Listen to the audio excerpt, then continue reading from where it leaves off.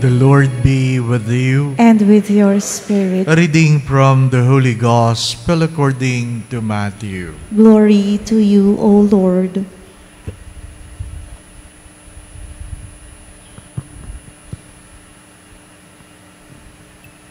Peter approached Jesus and asked him, Lord, if my brother sins against me, how often must I forgive him?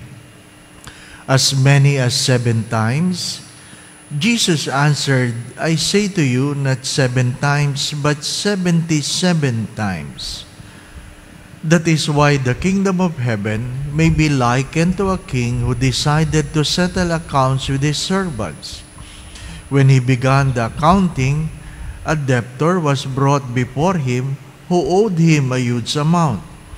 Since he had no way of paying it back, his master ordered him to be sold, along with his wife, his children, and all his property in payment of the debt. At that, the servants fell down, did him homage, and said, Be patient with me, and I will pay you back in full. Moved with compassion, the master of the servant let him go and forgive him the loan. When that servant had left, he found one of his fellow servants who owed him a much smaller amount. He seized him and started to choke him, demanding, Pay back what you owe. Falling to his knees, his fellow servant begged him, Be patient with me and I will pay you back. But he refused. Instead, he had him put in prison until he paid back the debt.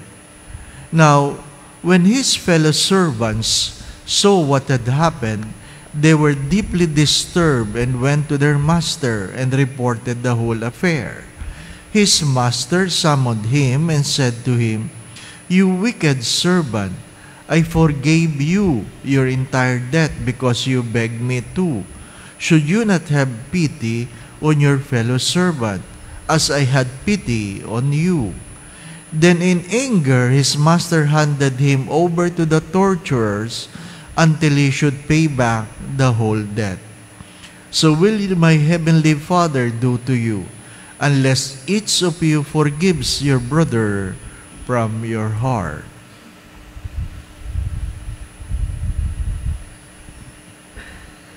The Gospel of the Lord. Praise to you, Lord Jesus Christ.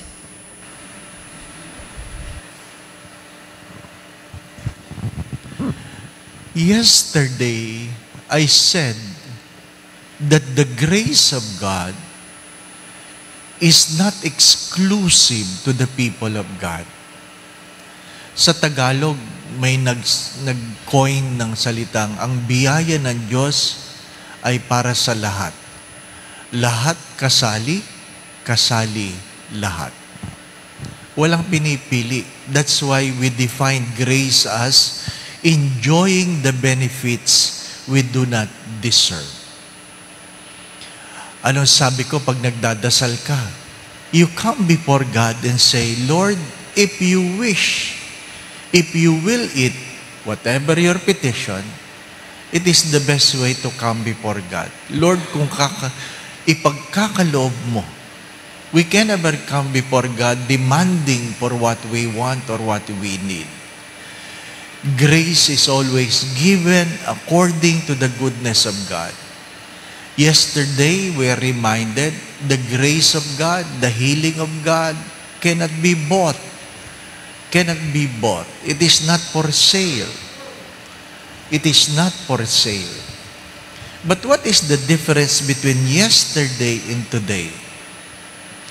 You have understood that the grace of God is not exclusive. It is for everyone. It is always always based on the goodness of God. But the opposite, please remember this, the opposite is that forgiveness will always be based on what we do with our brothers and sisters. Yung biyaya, nasa kalooban ng Diyos. Pero yung pagpapatawad ng Diyos ay palaging nasaan? Na ayon sa pagpapatawad mo sa iyong kapwa. You will be forgiven in the way you forgive your brothers and sisters. Not on the mercy of God. Not on the goodness of God. It is always and will always depend according how you treat your brothers or your sisters. Madaling humingi ng biyaya maliban sa pagpapatawad. You can ask everything from God except forgiveness. Because forgiveness will only be given according to the way we forgive others. Anong meron sa first reading? If you are experiencing problems, if you are persecuted, whatever, we are invited to always look into ourselves. Lord, meron ba akong nagawang pagkakamali? Meron ba akong pagkakasala? We never point our fingers to others. Sasabihin mo, kaya ako naghihirap ngayon dahil dyan sa asawa ko, dahil dyan sa anak ko, dahil sa kusino man. Hindi. The invitation of the first reading today is when you are persecuted, if you are having problem, have an internal introspection and ask yourself, is there anything I have done that merit the suffering? Palaging paloob. Palaging paloob. Palaging mayroong pagsusuri ng kalooban kung bakit ako nahihirapan, napaparusahan, nagkakasakit. Again, my brothers and sisters, ang ganda ng imbitasyon ng unang pagbasa. Tinitingnan mo ba ang iyong sarili? Mahinahon ka ba? Wala ka bang sinisisi?